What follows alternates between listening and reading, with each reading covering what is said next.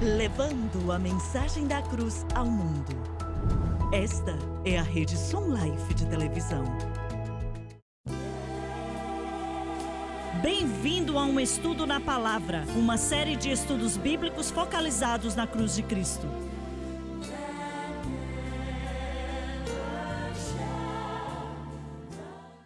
Bem-vindo hoje ao Estudo na Palavra. Eu sou o evangelista Jimmy Swagger com Lauren Lorson, Bob Cornell, Dave Smith e o Dr. Don Paul Gray. Estamos contentes e felizes de estar com você. Eu te agradeço, todos vocês que nos acompanham e que enviam e-mails, que enviam cartas, que enviam testemunhos nos dizendo o quanto vocês aproveitam e amam o estudo na palavra. Muitas pessoas até dizem, por que você não faz um programa de 1 hora ao invés de 30 minutos? Temos um outro programa que dura 1 hora, passa em horas diferentes do dia, depende de onde você está no mundo, e chama A Mensagem da Cruz.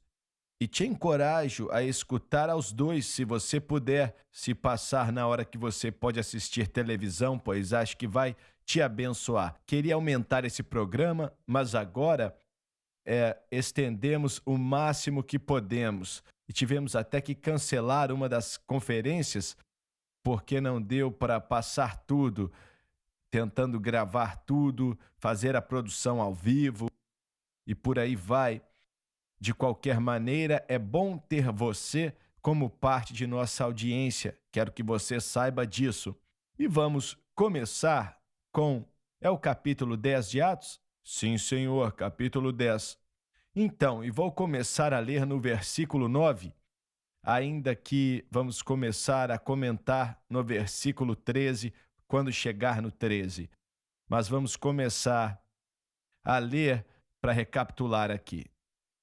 E no dia seguinte, indo eles seu caminho e estando já perto da cidade, quer dizer que saíram de Cesareia pouco tempo depois de Cornélio dar a eles instruções um dia antes. Subiu Pedro ao terraço para orar quase à hora sexta, mais ou menos meio-dia. Só para adiantar aqui, Cornélio teve essa visão de um anjo aparecendo para ele e falando para ele fazer o que está acontecendo aqui, enviar homens para Japa e pegar um homem chamado Simão Pedro e levá-lo a Cesareia. É o que está acontecendo aqui. Pode continuar. E tendo fome, quis comer. Diz que ele estava para parar de orar e almoçar, falando de Pedro. E enquanto lhe preparavam, sobreveio-lhe um arrebatamento de sentidos. Quando a pessoa não entende mais o que está acontecendo à sua volta e só vê o que Deus revela para ele. E viu o céu aberto. Antes de Jesus, o céu estava fechado e agora, depois da cruz, está aberto. E que declaração, senhoras e senhores! E que descia um vaso, como se fosse um grande lençol atado pelas 4 pontas, vindo para a terra, uma lição prática, no qual havia de todos os animais quadrúpedes, répteis da terra e aves do céu. Todos pareciam ser animais impuros, como está listado em Levítico 11. E foi-lhe dirigida uma voz. O Senhor falou com Pedro. Levanta-te, Pedro, mata e come. O texto quer dizer, sacrifica e coma. Mas Pedro disse, de modo nenhum, Senhor. Pedro estava para aprender uma lição, porque nunca comi coisa alguma comum e imunda, aquilo que é imundo e proibido pela lei de Moisés. Espera um momento, olha. Temos Simão Pedro aqui, que na realidade está contradizendo o Senhor, não é mesmo? Porque o Senhor mandou ele levantar, matar e comer, e ele disse, de modo algum, Senhor. Ele sabia que era o Senhor falando com ele, mas por que foi que ele relutou tanto em obedecer, hein? Acho que já é óbvio, mas por 1.600 anos, isso aqui era o que eles aprenderam que era certo, não comer nada que fosse impuro. Então, estava na cabeça dele agora, o que o Senhor está me pedindo para fazer? É comer algo impuro, não é? Certo. Mas a lição que Deus queria ensinar ao grande apóstolo era que nunca teve a ver com aqueles animais impuros e tal. Estava dizendo para ele que os gentios estavam para ouvir o evangelho e que ele salvaria eles exatamente como salvou os judeus. Certo. Então, não temos que nos referir mais aos gentios que aceitaram a Cristo como impuros. Certo. Olha, Cristo na cruz pagou o preço pelo pecado de todo homem, não só judeu, de todo homem. Isso ainda era algo que não tinha sido entendido na mente da igreja feita de judeus, mesmo sendo a igreja cristã com 10 ou 11 anos. É verdade, você está certo. E às vezes desconsideramos isso como algo fácil, tentando passar por cima das diferenças entrando na nova aliança. Mas para alguns era só o que conheciam a vida inteira. E os antepassados deles também era só o que eles conheciam por vários séculos. E agora, ouvir dizer que não existe mais, que não vale, não importa mais, assim, a lei, como um dia conhecemos, já era, e essa ideia de situações de dieta já não se aplicam mais. Inclusive, Jesus, em seu ministério, quando eles estavam com eles os 3 anos e meio, seguia essas leis de dieta.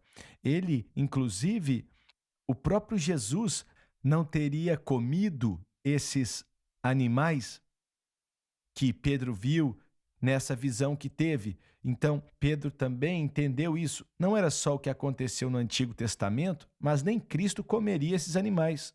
Exatamente. Certo. E essa é uma cena difícil, e não acho certo, não devemos desconsiderar como algo fácil qualquer transição, porque para qualquer grupo de pessoa não é fácil admitir que isso já não vale mais, como Paulo falou em Hebreus, que a lei era obsoleta, usou o termo dizendo que a lei era obsoleta, e falar isso para um judeu era algo totalmente absurdo. O Senhor não está falando para Pedro aqui fazer algo que é imoral. Não está falando isso para ele, pois essas leis de dieta não tinham conotação moral adicionadas a ela, como não matarás, não roubarás, não prestarás mau testemunho. Não tinha a ver. Era assim porque Israel, nesses 1.600 anos, estava sendo preparada para trazer o Messias para o mundo. E Deus exigia muito mais deles do que de qualquer outro grupo de pessoas. Ele não exigia nada do mundo gentio porque não entendiam nada sobre ele, se é que eles sabiam algo a respeito dele. Então, era algo muito estreito. E outro dia ouvi um homem dizer na televisão, ele não queria servir a um Deus que mataria alguém só porque pegou gravetos na rua no dia de sábado. Mas o que ele não entendeu foi que esse sábado representava Cristo, que daria descanso para a alma cansada, que era extremamente importante. Vinde a mim todos que estão cansados e sobrecarregados, e eu vos aliviarei. Então, quando Jesus veio, aquilo não precisava mais, não era mais necessário. A cruz foi o evento que pregou a lei e a removeu do caminho. Colossenses 2,15. E vou dizer com cuidado agora, nós olhamos para a lei hoje em dia e dividimos em 3 categorias diferentes: moral, civil e cerimonial. Paulo jamais teria feito aquilo. Pessoas na época também não. Para eles, toda a lei era moral, pois Deus tinha ordenado. Nesse sentido, e dividimos em 2 ou 3 séculos depois da época de Cristo, foi quando começaram a avaliar aquilo um pouco mais e entender. Mas a verdade foi que toda a lei que foi dada era uma revelação preliminar do caráter e da natureza de Deus. Existe um princípio naquelas leis que descrevem a Deus, mas não eram para ser guardadas para sempre, no sentido de serem regras. Os princípios são sempre os mesmos, mas as regras iam se perder quando Cristo pregou a lei na cruz. Literalmente, ele pegou a autoridade da lei de salvar ou condenar do caminho quando ele pregou ela na cruz. E ela já não podia fazer nenhum dos dois. E Gálatas 3,19 diz que a lei existia por causa das transgressões até que viesse a semente. Agora, Cristo vai nos mostrar uma revelação maior de Deus. E você precisa largar a primeira revelação para entender a plenitude da segunda. A primeira era apenas uma sombra que mostrava a natureza e o caráter de Deus de algumas maneiras. E existem princípios verdadeiros para nós até hoje, mas não estamos debaixo da lei de forma alguma. Mas aonde colocamos nossa fé? Quando é em qualquer outra coisa que não é Cristo e a cruz, Cristo é o centro de tudo que temos. O que ele fez na cruz do Calvário possibilitou que ele nos desse tudo o que temos. E quando pessoas colocam a fé deles em outra coisa que não é Cristo e a cruz, eles transformaram aquilo em uma lei, sendo a intenção deles ou não, e acho que eles não têm essa intenção, mas transformam aquilo em uma lei e Deus diz que é adultério espiritual. É algo muito sério, porque a igreja precisa compreender que Jesus Cristo pagou o preço na cruz do Calvário e que tudo agora está nele. A nossa fé tem que estar exclusivamente nele e no que ele fez por nós no Calvário. Isso abre a porta para tudo que Deus quer nos dar. O poderoso batismo com o Espírito Santo. O Espírito Santo trabalha exclusivamente dentro dos parâmetros de Cristo.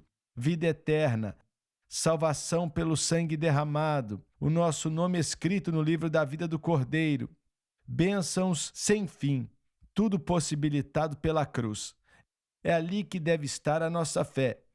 E quando colocamos em outra coisa, estamos em apuros. E discutimos isso, o Dr. Gray não estava conosco, mas hoje mais cedo, em nosso outro programa, a mensagem da cruz. E como depois do intervalo, precisamos continuar. É hora do intervalo. Pois é verdade, ainda bem que você mencionou. Voltamos já.